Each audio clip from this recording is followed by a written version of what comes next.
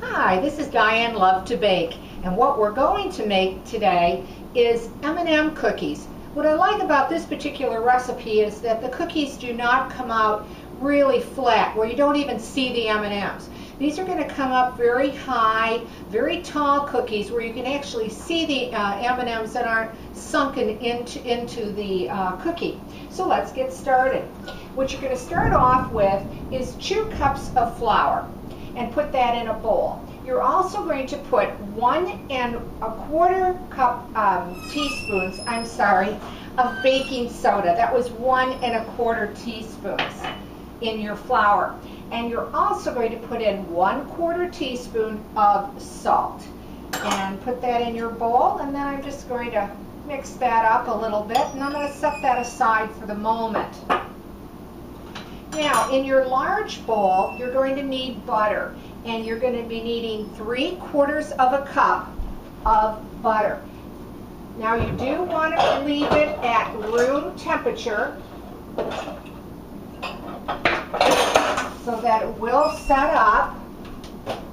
And I forgot to put my mixer on, so it will take me a second here to get this set up before I put the butter in the bowl.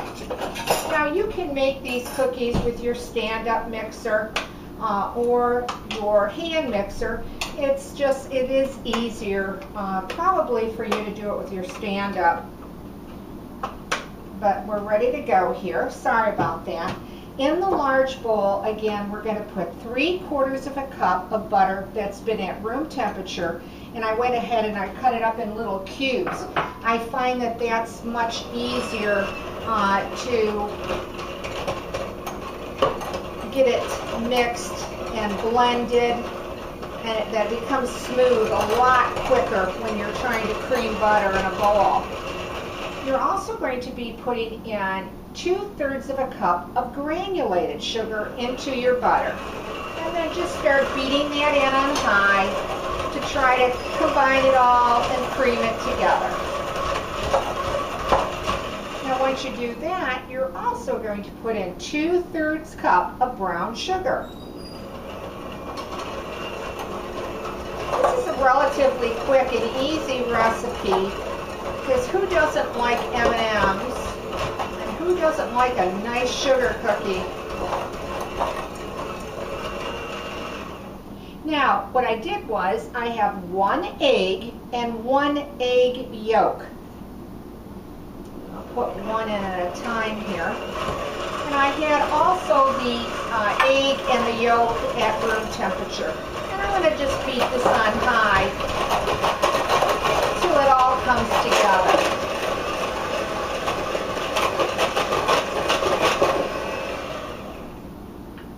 You're going to also be putting in 1 1/2 teaspoon of vanilla.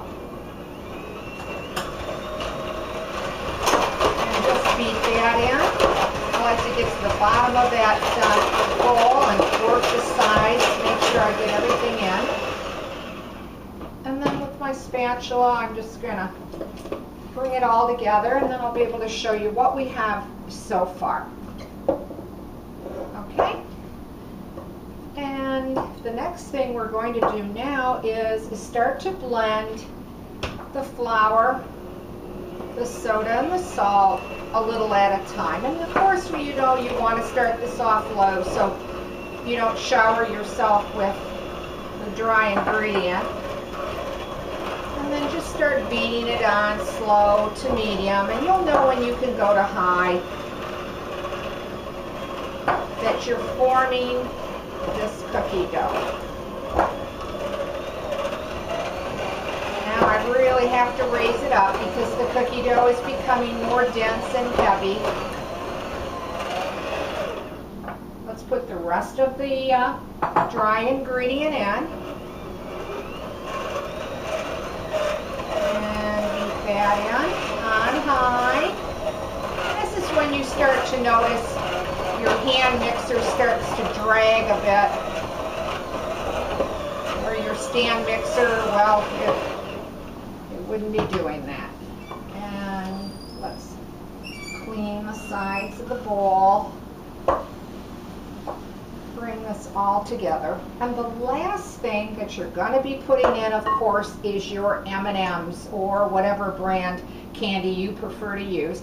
And you're going to need 1 cup of those. And then just fold them in, just so that they're evenly into the batter, because you want every cookie to get the candy in it. Okay, so we'll set that aside. The next thing is, of course, you're going to need a baking tray, cookie sheet. If you have parchment paper, go ahead and do that. I like to just lightly spray my tray. Now, I make a large cookie out of this recipe. I'm using a 2-inch scoop today, and I usually can get, I would say 15 large cookies out of it.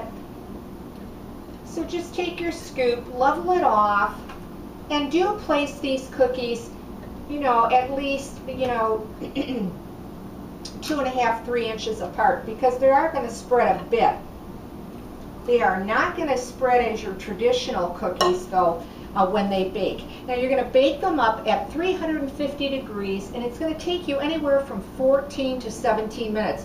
So, start checking them around 12, and because as we know, all ovens do set up differently. Now, once they come out of the oven, of course, take your spatula and put them on a cooling tray till they settle down, and then you can eat them, or and to serve them, that type of thing. Now, I have some to show you, and here they are. They're going to come up beautifully light and golden brown, but again, you can see how tall these cookies are. They're not going to be a real flat cookie that a lot of times we're so used to. They are so easy to make. They are a great tasting cookie. I'm just going to break one in half to show you. They'll have a beautiful center. They won't be real dry, but they're not going to be a real chewy cookie. They're right in between. What a beautiful cookie when they bake up. So here's a fun one. I hope you give this one a try, and I hope you like it. If you do, leave a comment. I'd like to hear from you. And as always, thanks for watching, and please subscribe.